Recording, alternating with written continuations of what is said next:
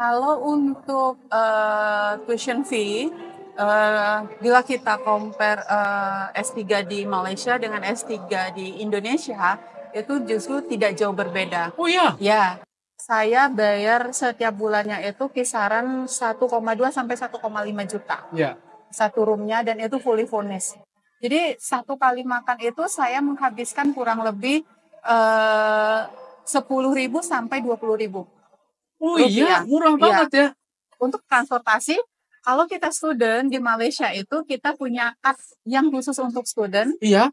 yang tarifnya itu 50% diskon. Yang membuat saya juga cukup kaget adalah kebutuhan internet Iya. yang disediakan oleh provider SIM card-nya itu jauh lebih murah.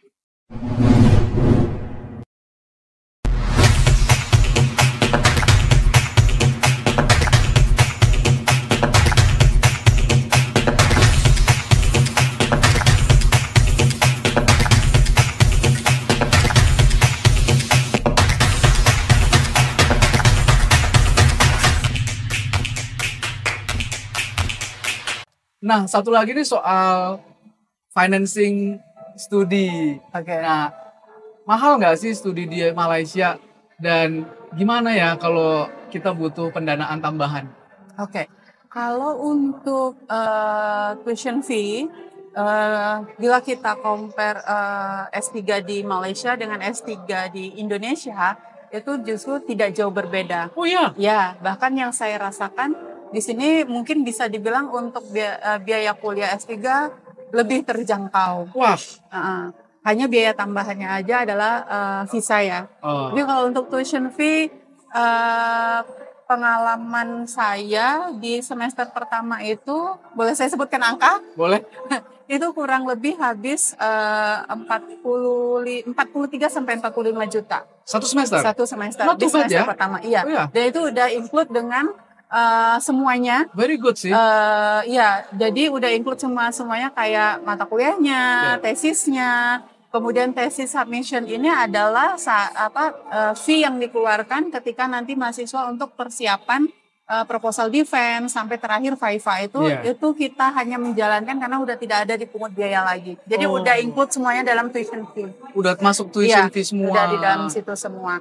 Nah, nanti semakin tinggi semester itu biayanya akan semakin turun. Sampai masuk di semester 5 itu biayanya sekitaran 10 sampai 12 juta. 10 sampai 12 juta. Iya. Dan tapi maksimal masa studi di kampus kita itu University Malaya itu adalah 6 tahun. Oke. Jadi 3 sampai 6 tahun. Lebih dari situ drop out. Iya.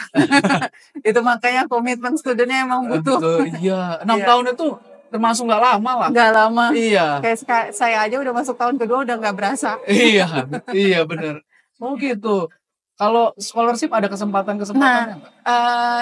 Nah ini ada peluang yang bagus juga jika ada mahasiswa postgraduate student yang mungkin tertarik di bidang riset, itu ada peluang untuk menjadi graduate research assistant atau GRA kita sebutnya. Nah GRA ini mereka diberi gaji setiap bulannya.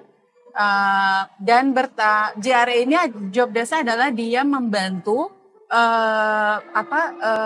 perjalanan penelitian hibah kalau di Indonesia bilangnya ya grant research oleh dosen-dosen. Jadi setiap dosen yang memiliki penelitian hibah yang dia membutuhkan asisten, nah ini mereka bertanggung jawab untuk membantu penelitian tersebut.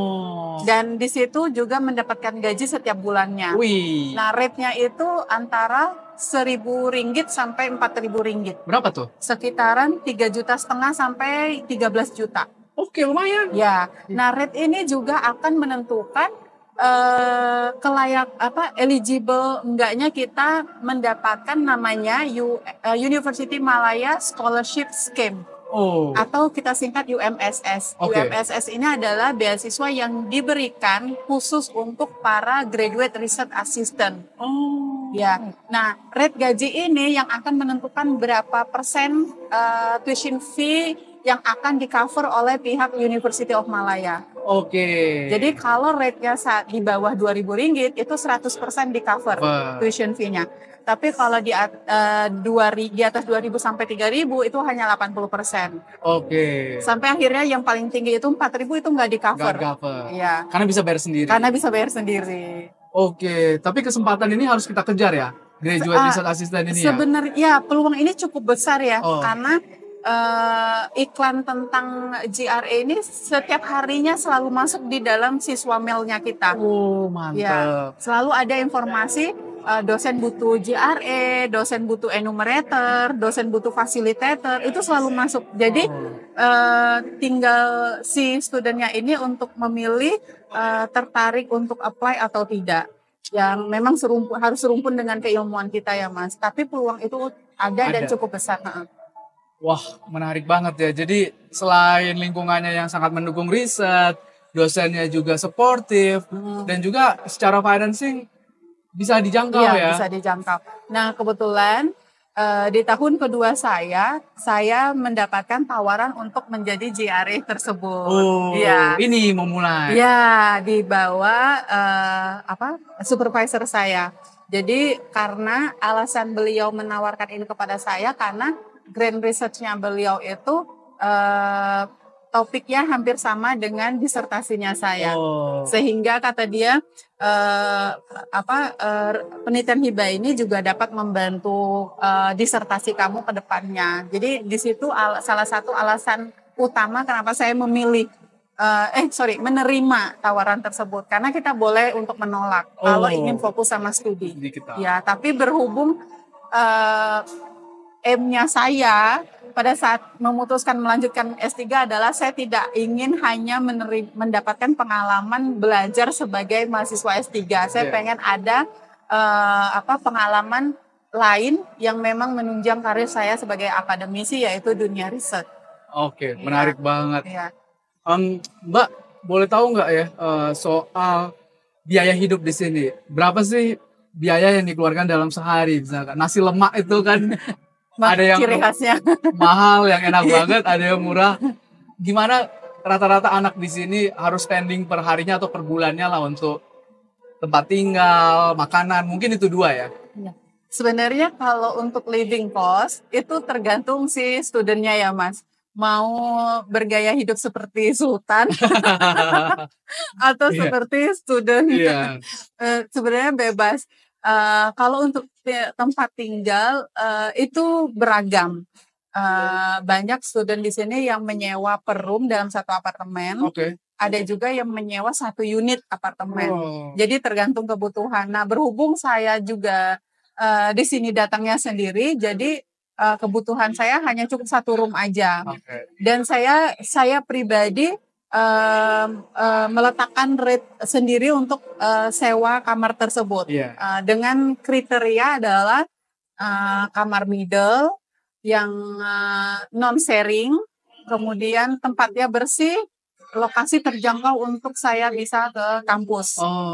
Itu kriteria itu kriteria yang dibuat. Bagus banget itu. Jadi saya cari tahu. Nah, di sini sangat mudah untuk kita mendapatkan iklan-iklan tempat tinggal karena ada website tertentu yang menyediakan iklan-iklan tentang room yang disewa atau apartemen yang disewa. Nah, saya mencari lewat website tersebut dengan kriteria yang udah saya pilih sendiri. Jadi lokasinya itu kita bisa milih di dalam website itu. Nah, saya pilih yang terdekat sama kampus, middle room, non-sharing, udah fully furnished. Dan include bills di dalam sewa tersebut. Nah, kebetulan tuh alhamdulillah dapatnya kamar yang murah. Saya bayar setiap bulannya itu kisaran 1,2 sampai 1,5 juta. Satu roomnya dan itu fully furnished. Cuman bawa pakaian aja sama diri kita. Wah, iya ya, bagus ya dealsnya ya. Jadi pilihan tentang sewa untuk tempat tinggal itu tergantung di studentnya sendiri. Itu tadi pakai AC nggak? Kalau saya kebetulan nggak menggunakan AC. Tapi oke aja kipas, ya? Kipas ceiling aja. Silang aja. Kipas. Tadi range-nya 1,2 sampai 1,5. Kalau mau AC juga boleh. Iya, affordable. Tambah berapa itu kalau? Kalau untuk AC, mereka itu hitungannya meter ya Mas. Iya nih, mau tahu yang AC itu mereka per meteran. Jadi kalau yang saya dapat informasinya itu perharinya itu dikenakan harga sebesar 60 sen. 60 sen. 60 sen itu kalau dirupiahin sekitar 2.000 perak ya. Oh iya perharinya. Iya, perharinya. Okay. Jadi tergantung penggunaan kita ya. Nah, kalau untuk biaya makan ini juga balik lagi bagaimana pola konsumsinya. Kalau untuk saya sebagai mahasiswa yang memang hampir setiap hari aktivitas saya habiskan di kampus, jadi makan di kafetaria yang ada di fakultas atau yang ada di college itu memang harganya affordable untuk student. Jadi satu kali makan itu saya menghabiskan kurang lebih 10.000 sampai 20.000. Oh iya, murah banget ya. Saya pribadi ya Mas. Iya. Jadi itu sekitaran 10 sampai 20.000 rupiah per sekali makan. Ya. Jakarta nggak dapet tuh. Iya. Soto aja satu porsi berapa? Mungkin 20.000 sekian. Iya, belum airnya tuh. Belum airnya. Ini udah ada airnya. Udah ada airnya. Enak dan di sini ya. Kebetulan dan juga, enak-enak. Iya. Kita juga ada fasilitas water dispenser setiap di setiap sudut fakultas itu ada water dispenser. Jadi mahasiswa yang terbiasa minum air mineral, yang dingin normal ataupun yang panas itu sudah tersedia dan free. Itu fasilitas yang memang mendukung. Karena kan mungkin kampus memahami mahasiswa khawatir dehidrasi. Iya. Di sini walaupun panas tapi kita jalan tuh nggak berasa lelahnya. Iya, karena ngelihat kiri kanan bersih, semua hijau. Iya. Yang Mas Mora juga rasain justru berada di luar negeri itu intensitas berjalan kakinya tinggi banget ya, jadi sering jalan ya. Iya. Padahal di rumah dulu nggak. Kalau di tempat kita sendiri, udah mager. Bener banget itu. Iya, dulu saya kalau waktu kuliah S1 sebenarnya saya tuh naik sepeda. Oke. Iya, jadi ke kampus naik sepeda 10 menit, pulang juga naik sepeda. Jadi tapi setelah itu kerja udah pakai kendaraan umum lah. Iya. Nah itu untuk biaya makan. Jadi kalau keseluruhan biaya makan itu paling kecil mungkin bisa 1.000 ringgit sampai ke 2.000 ringgit. Dan itu sekitar 3,5 juta sampai 7 juta. Oke. Itu udah termasuk sewa kamar di dalamnya, biaya makan, kebutuhan kayak transportasi. Karena untuk transportasi, kalau kita student di Malaysia itu kita punya kad yang khusus untuk student. Iya. Yang tarifnya itu 50% diskon. Aduh, enaknya. Jadi kalau orang umum bayarnya RM1, kita bayar 50 sen. Iya ya. Itu khusus untuk student aja. Iya ya. Nah, yang membuat saya juga cukup kaget adalah kebutuhan internet. Iya. Yang disediakan oleh provider SIM card-nya itu jauh lebih murah. Lebih murah di sini? Iya. Saya 1 bulan menghabisi kisaran 50 sampai 100.000. Untuk internet di handphone saya. Itu udah YouTube, tethering udah semua? Unlimited malah. Unlimited? Untuk sosial media. Jadi luar biasa. TikTok, Instagram, Facebook, WhatsApp itu unlimited. Padahal kan unlimited, misalkan kita sering kirim gambar gitu via atau dokumen via WhatsApp. Itu kan cukup berat ya? Iya. Tapi ini unlimited. Wow. Unlimited. Di situ yang saya merasa bahwa ternyata Malaysia itu enggak yang mahal-mahal banget. Iya. Kalau dibandingkan living cost di Indonesia ya 11-12 lah kan perbedaannya, dan ada hal-hal tertentu yang jauh malah lebih murah di sini. Menarik. Lebih murah. Dan selain itu juga beberapa kebutuhan pokoknya itu mendapatkan subsidi dari kerajaan di sini atau pemerintah. Jadi kayak beras, telur, yang basic-basic lah kebutuhan pokok itu disubsidi sebagian oleh pemerintah sini. Gitu. Ya, jadi pernah membandingkan harga gula di sini sama harga gula di Indo itu jauh lebih murah di sini. Oh iya. Iya, harga minyak sayur bahkan kita di sana sempat langka. Iya. Di Indo lebih mahal, di sini jauh lebih murah. Jadi gitu ya? Ya, karena keseharian juga saya tidak selalu membeli makanan di luar, tapi juga kadang-kadang suka masak di apartemen. Iya. Aku pikir makan di luar terus karena murah dan enak gitu ya. Untuk saat-saat tertentu yang memang butuh efisien dan efektif, udah beli makan di luar. harus ngejar target, karena udah pesen makan di luar. Bener banget ya. Ini pertanyaan terakhir, Mbak Fatima. Soal bekerja setelah kuliah. Nah, ada nggak teman-teman yang lulus itu mungkin bisa kerja di sini? Gitu. Mungkin jadi dosen atau jadi researcher atau stay postdoc lah di sini. Atau mereka memang rata-rata banyak yang dengan sekolah di sini pulang karena mereka memang udah ada ikatan kontrak juga gitu. Sebenarnya mayoritas PhD student yang ada di kampusnya saya itu adalah rata-rata backgroundnya dosen. Ya. Jadi memang setelah menyelesaikan studi, mereka berkomitmen untuk pulang ke kampus asalnya. Tapi peluang untuk mendapatkan kesempatan kerja di sini itu opportunity-nya cukup tinggi. Karena memang kampus-kampus yang ada di Malaysia itu membuka ruang untuk para dosen-dosen foreigner atau dosen-dosen asing untuk join ke kampusnya mereka. Dan bahkan itu juga diumumkan. Kebutuhan misalnya international lecturer, terus nanti kualifikasinya apa aja, bila memenuhi syarat silakan dicoba. Dan peluang itu terbuka secara transparan dan profesional. Ya, jadi tidak perlu orang dalam. Gak perlu ya? Langsung ya, gak ada ordalan ya? Enggak, kemampuan akademik yang berbicara.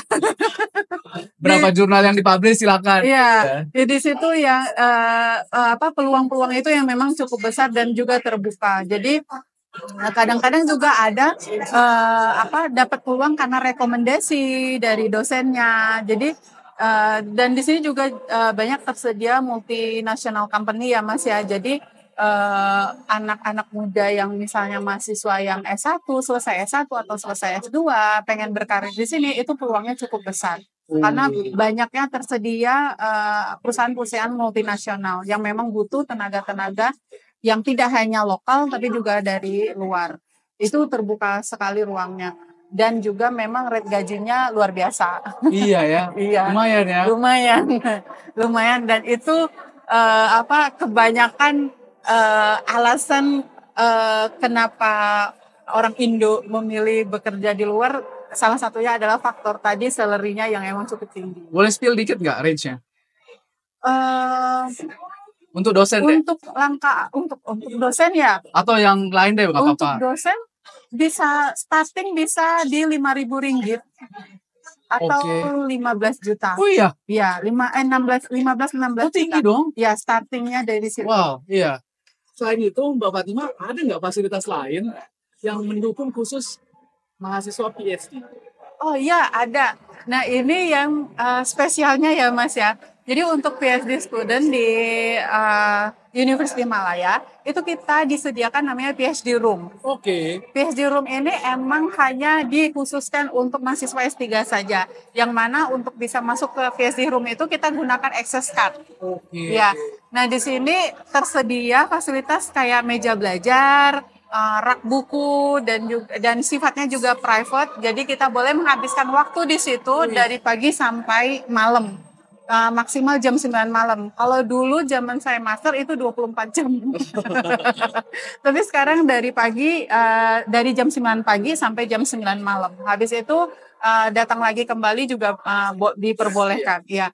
Nah, selain PhD Room, karena saya kebetulan adalah graduate research assistant, itu juga sebagai research assistant kita disediakan office sendiri. Wow. Yang memang yang difasilitasi untuk membantu kegiatan penelitian si dosen yang kita bekerja sebagai RA. Lalu yang berikutnya adalah, nah ini yang saya juga sangat happy ada di University Malaya adalah library itu ada bangunan yang dibuka selama 24 jam. Apa tuh? Namanya 24 hour study area. Itu 24 jam dari Senin sampai weekend, dari Senin sampai Minggu, bahkan public holiday pun dia tetap buka. Jadi 24 jam dihabiskan di situ dalam mau kapanpun datang, mau hari apapun, mau public holiday, mau tanggal merah, mau atau apapun, itu bisa. Dan di situ sudah tersedia fasilitas mesin makanan dan juga mesin minuman, dan tersedia juga musola untuk yang muslim mau menjalankan ibadah, dan juga fasilitas toilet. Jadi sangat memudahkan kita untuk menghabiskan waktu berlama-lama di dalam 24 hours study area tersebut. Itu bagian dari fasilitas yang disediakan oleh perpustakaan. Nah, ini adalah yang menunjang kita untuk belajar. Di luar itu yang menunjang lainnya adalah perpustakaan di kampusnya kita itu menyediakan program training berupa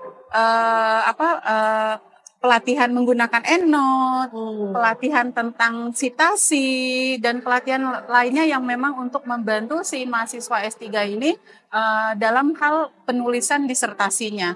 Dan fakultas pun khususnya departemen itu setiap semesternya pasti melaksanakan seminar-seminar yang mengundang para pakar yang membantu si mahasiswa ini untuk mendapatkan insight.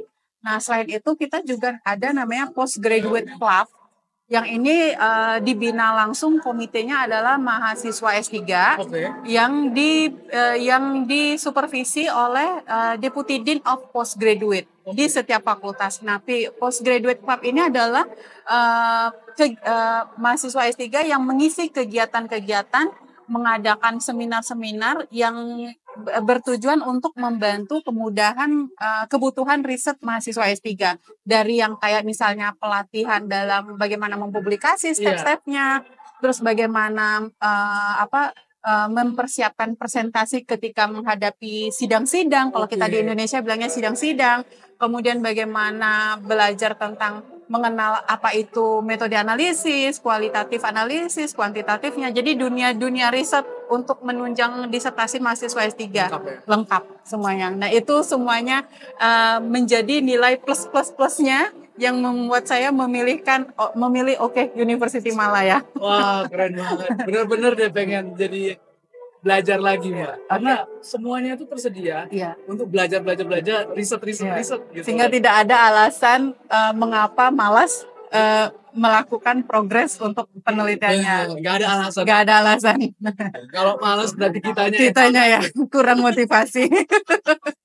Makasih Sama-sama, banyak ya, Mbak. sama-sama. Terima kasih. Jangan lupa loh. Coba apply Universitas Malaya. Ya, nanti betul. Nanti ketemu Mbak Fatimah. Diajarin semuanya.